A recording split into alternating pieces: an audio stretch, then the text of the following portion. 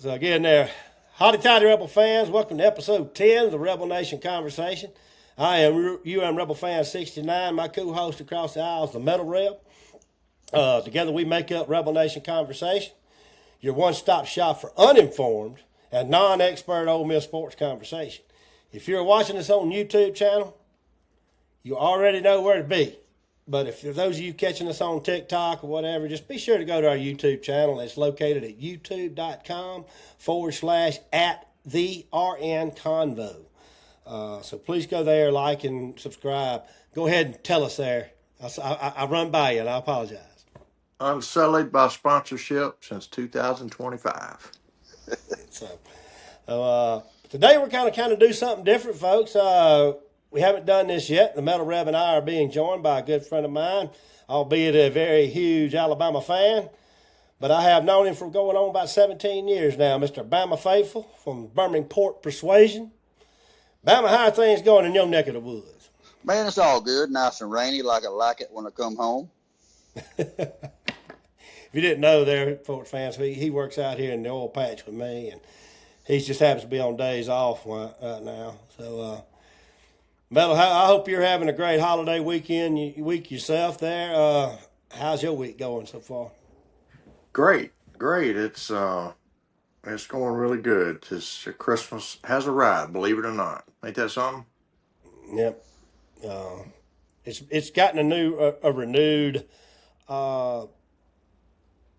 thing for me since I've got me a grandbaby, man. You know, it's Yes. like I'm starting to have fun with it again. You know, Yeah. whereas I had kind of lost that when my daughters got up there grown and didn't, you know, and all they want's money, you know. But anyway, this is the portion of the podcast where we go more into the national picture, more specifically the college football playoff at this time of the year. We're going to kind of go into order of the ball games because that kind of brings us right up to you there, Mr. Faithful. First up was the Alabama Crimson Tide.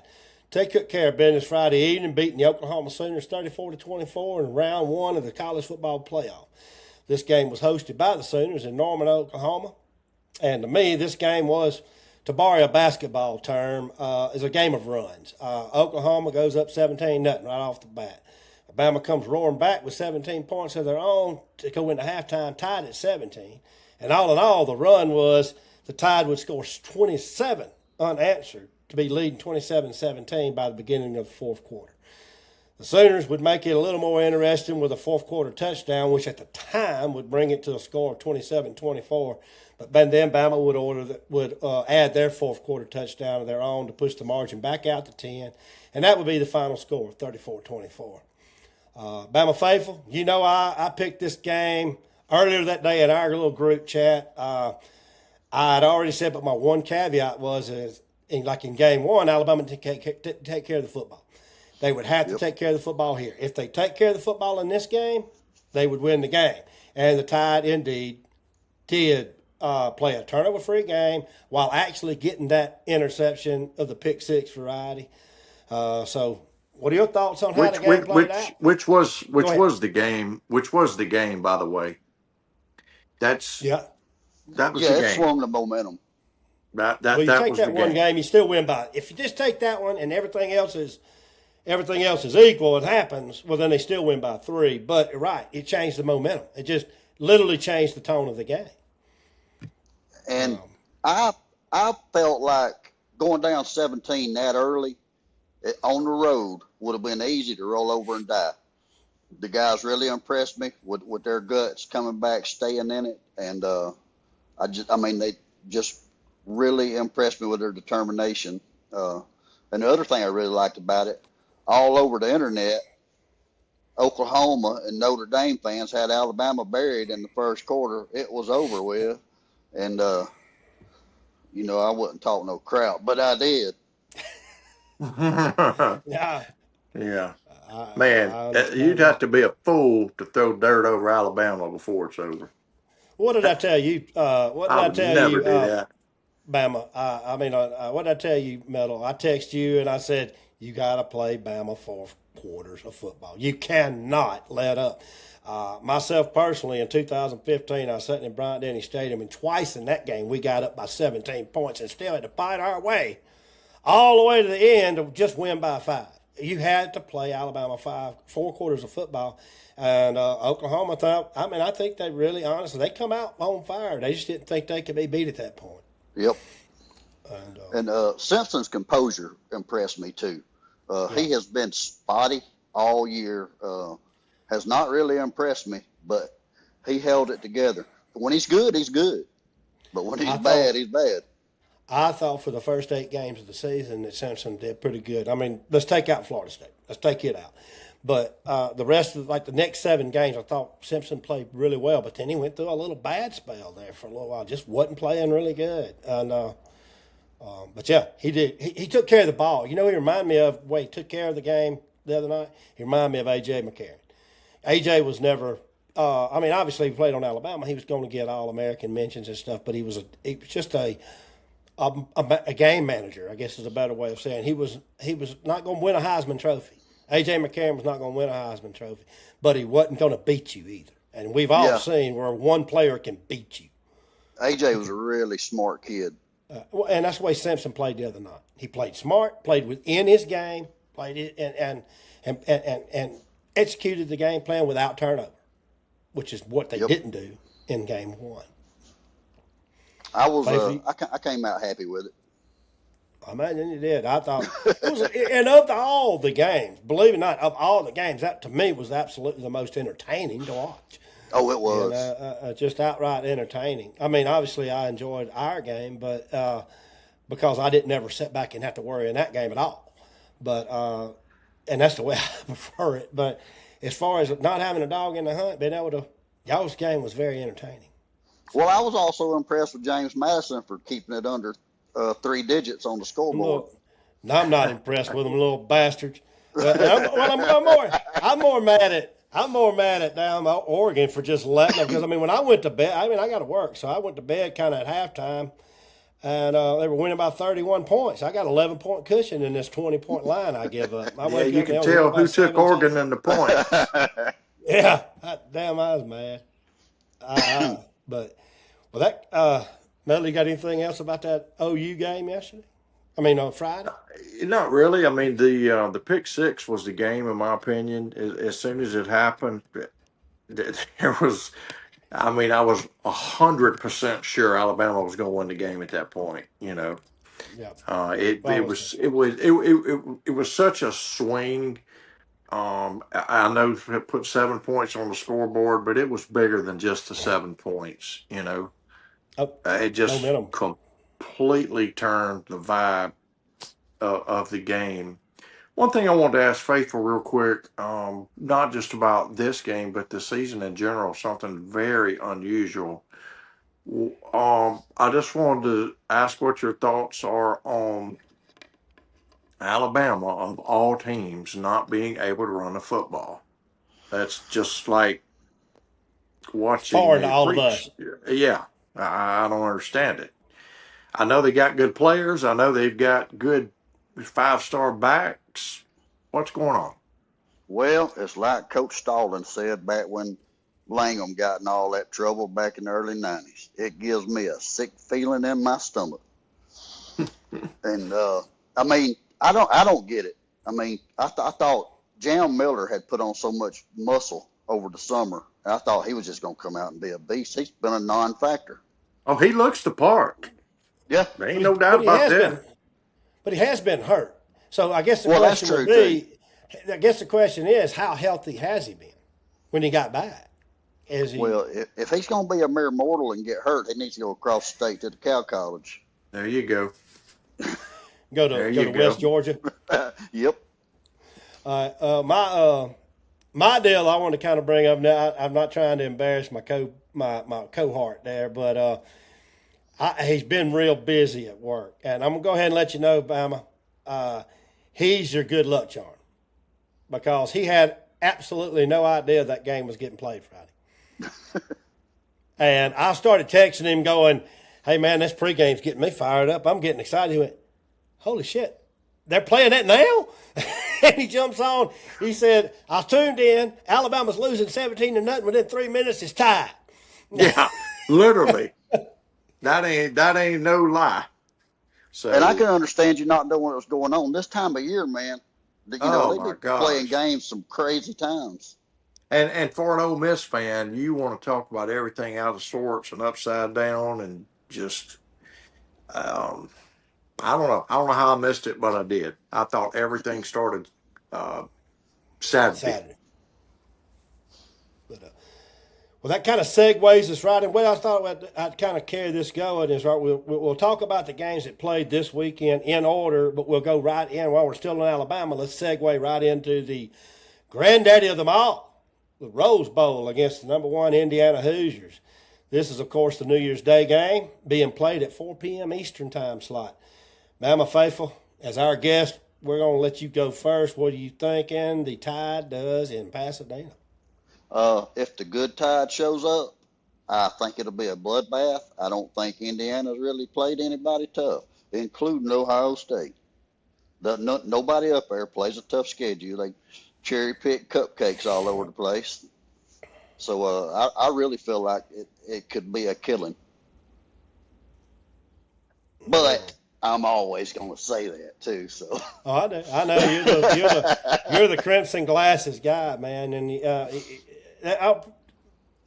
Metal, just one thing to know: if there's 30 seconds left on the clock and they're down by 40, he thinks they still can win the game. 100%. We got a shot.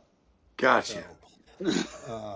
So that's just the way it is. I'm the guy that if we're up by 40, I'm still worried. Well, I'm kind of that way too. Yeah. So he just don't do it outwardly, but he will chastise the hell out of somebody on Facebook or something that gives up early. Oh yeah. And you know who I'm talking about. Yeah. Yep. I can't have him on this podcast. I can never do that one. Metal, what are you thinking about Rose Bowl? Man, it's hard to. It got to be nice just because he's here now. You know. No, I'm gonna spit it like I see it. It's just hard to ever bet against Alabama in a big football game. Saban, no Saban, it's just hard to bet against them. That being said, everybody keeps discounting what Indiana's done.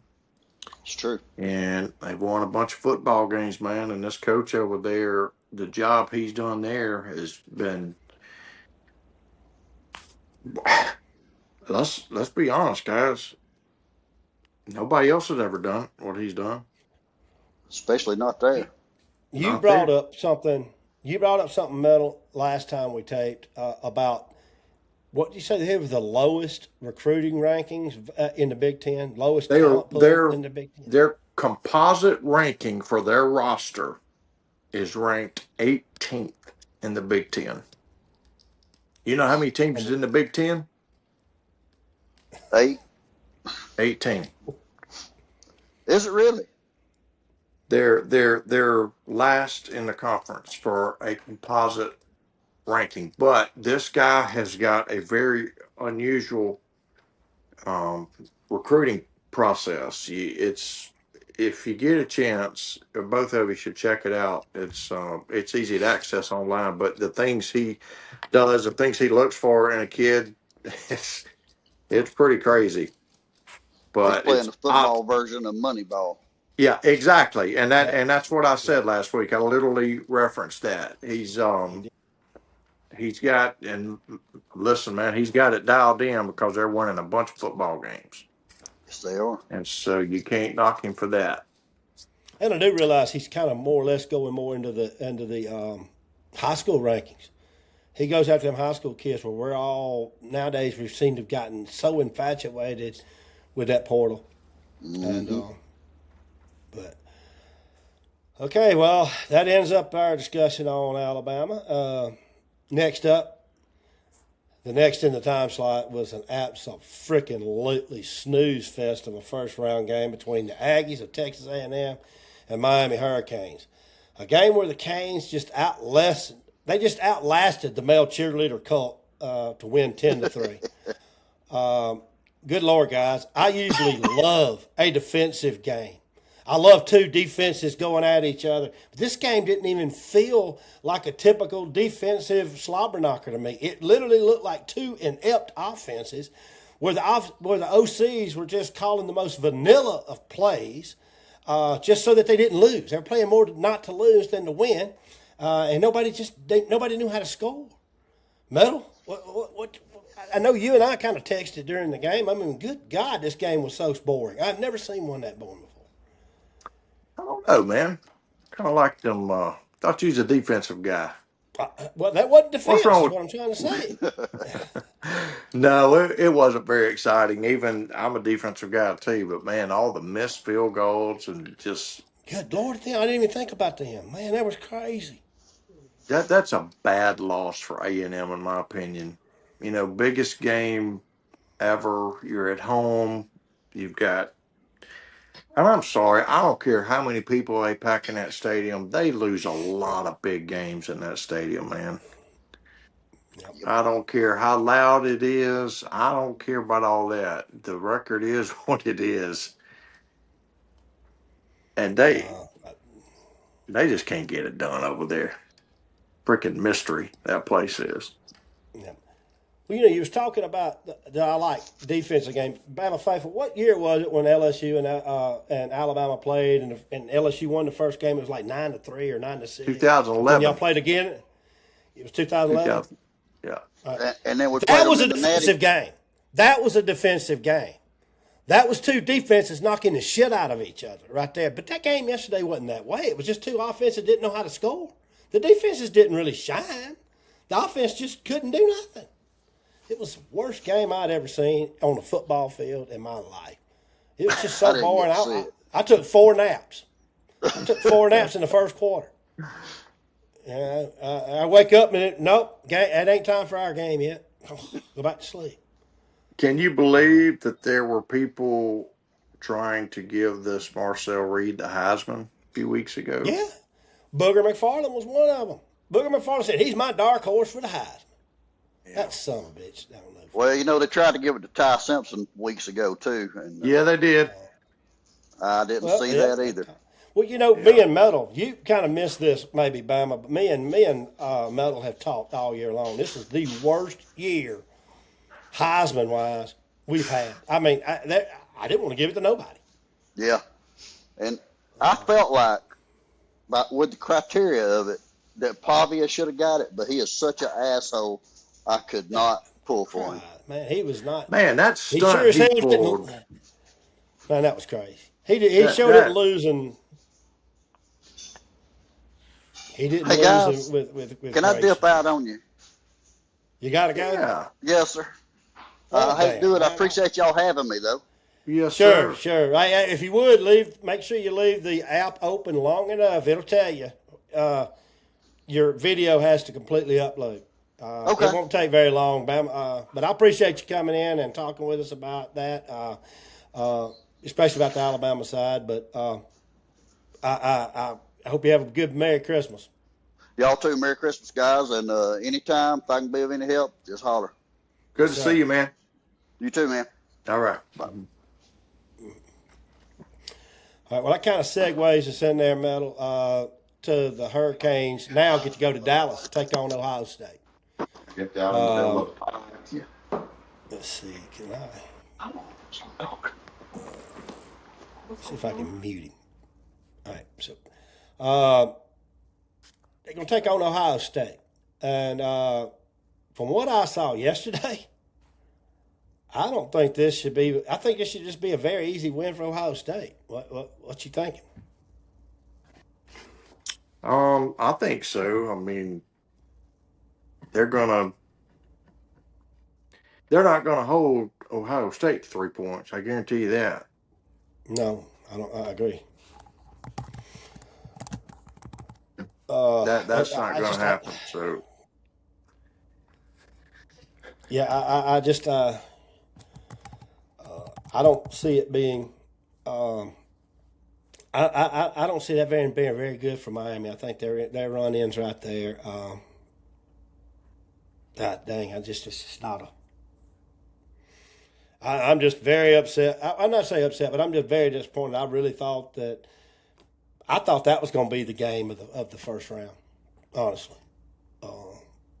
one to watch, and then it turned out that the Bama OU game was probably the most entertaining. Yeah, Does that bring? it probably was, but even that game wasn't suspenseful. No, well, I'm telling you, that game was over in the second quarter. yeah, definitely over at That half. When Alabama yeah, ties it up and starts an all new ball game, it's yeah, yeah, you're right. All right, well that brings us for up to the sure. third game of the CFP first round. Yours and mine, Ole Miss Rebels, hosted the Tulane Green Wave in auction and pretty much did what everyone thought they should.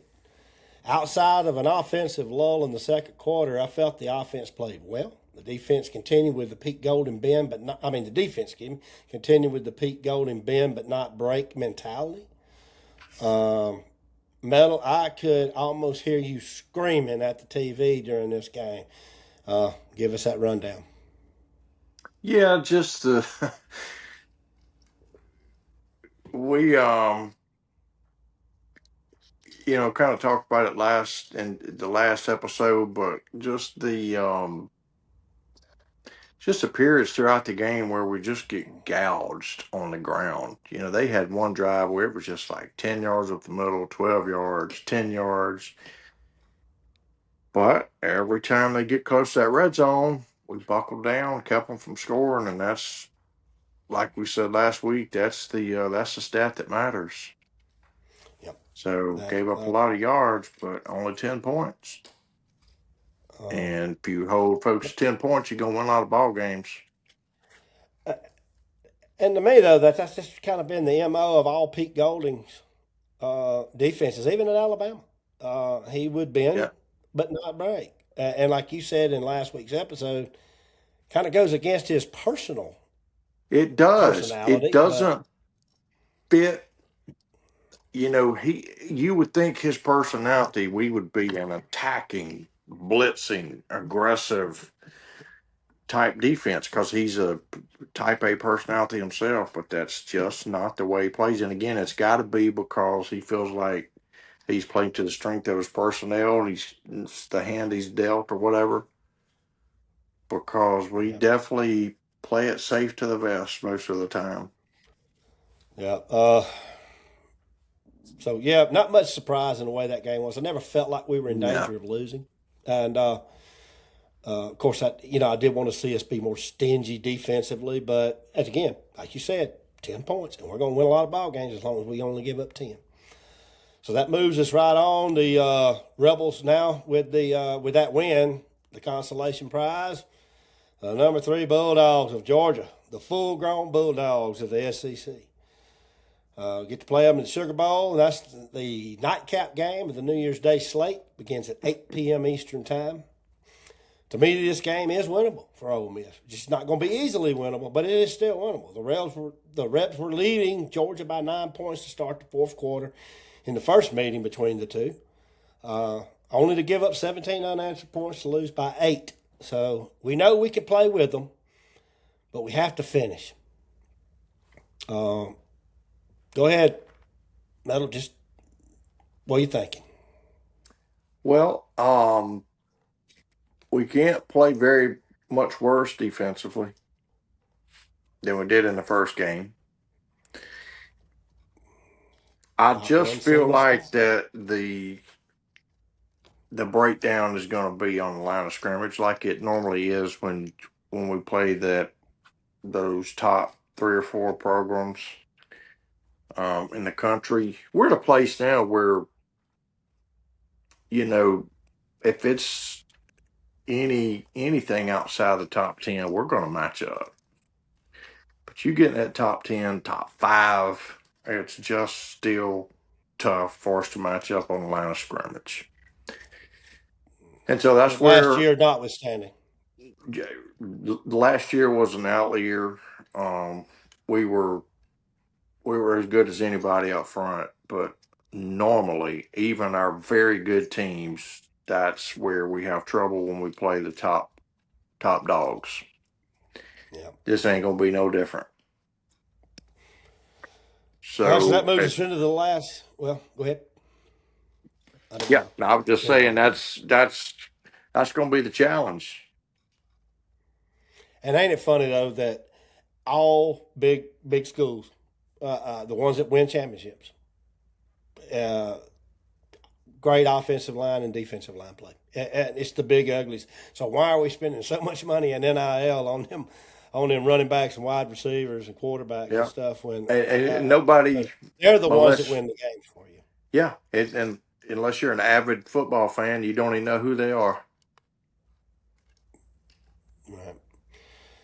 So that brings us up to the last game of the week. The last first round game was Oregon and the James Madison Dukes. Good God.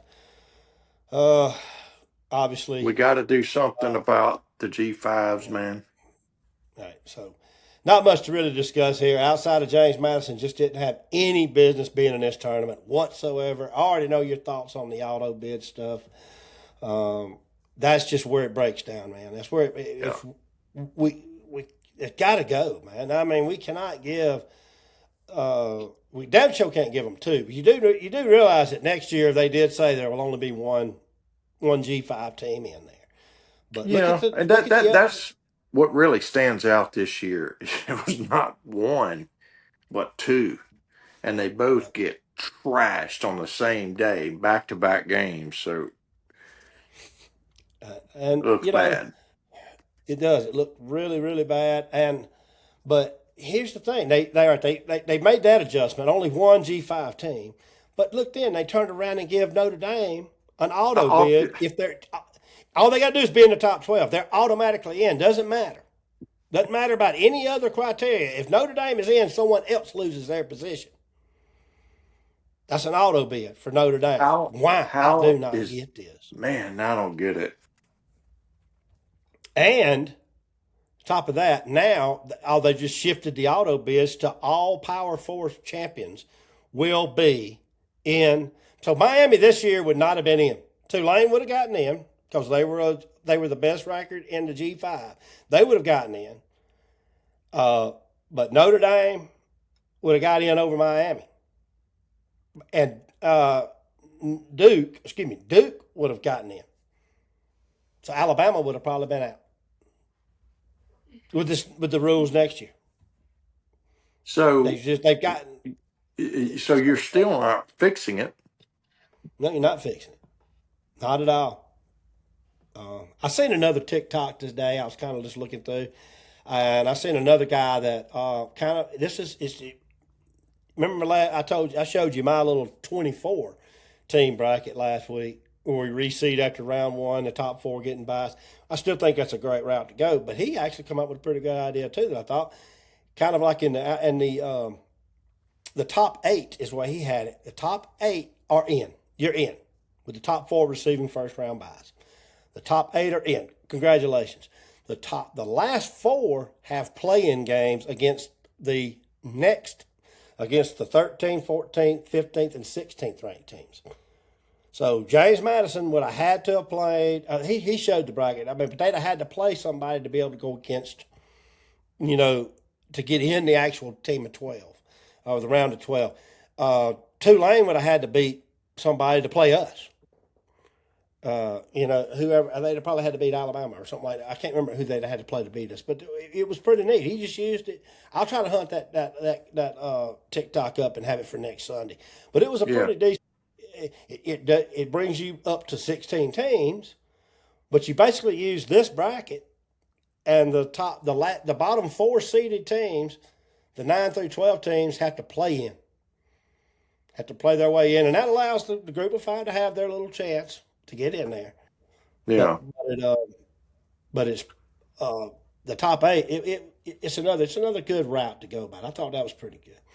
Yeah. But anyway, with that blowout win, that sets up the Orange Bowl matchup for New Year's Day. This is the early slot game, the 12 p.m. Eastern game between Texas Tech and Oregon. Guys, I see this game being a very hard one to call. Might be the most interesting of the quarterfinal games. Texas Tech's got a very talented oil roster, oil money roster there, but Oregon's well coached, and they've been here before. You know, For some reason, I can't even really explain why, but for some reason, my first instinct is to go with Texas Tech. They got a lot of talent on that team, man. They do, but I think you've got to give the coach a nod to Oregon. Well, yeah. I mean, but man, until Oregon does it, they got to do it one of these years. Yeah. So does Texas Tech. It's their first time, so they couldn't do it either. I get that, but I think I just don't think I could call it. I can't call it. Not now. I can't. I'd have to look at this game a little bit closer. Yeah. Yeah, that's going to be a good one. I'm interested in that one for sure. When is that game? It's the 12 p.m. Eastern, so it's 11 o'clock our time on New Year's Day. On New Year's Day. Right. You only got one that's New Year's Eve, and that's the let's see, that's the Cotton Bowl against and the Sugar Bowl is the last game of the day, right? Yeah, we're the night slot. We're the last game. So yeah, that's going to be the interesting game to me, in the quarters. And like you said, Ole Miss can get by. If we can get by them, get by Georgia, we just might have to look at going to Tempe. Yeah, we're going to Arizona. Take some vacation. Well, that's pretty much all we had to talk about this week. I think it's a pretty good show. What are you thinking, man? Yes, sir. Yes, sir. Me too. We'll have. I know he's no longer. Go ahead. A lot of that. You know, when we air again, we'll continue to break everything down and kind of get in depth on some of this stuff, some of these games right. For next week. I know he's no longer on the podcast with us right now, but I want to thank Bamafaithful for coming on and giving us kind of a fresh new perspective, not just the two old. Yeah, I enjoyed that. Just somebody, and he's a very level-headed guy. I like being around him. So anyway, sports fans, that's pretty much that wraps up episode 10. As usual, please, if you like what we're putting out there, please subscribe, like, and share. And as always, comment. Let us know what you think we can do better. Until next time, hotty toddy. Peace out. Hotty toddy.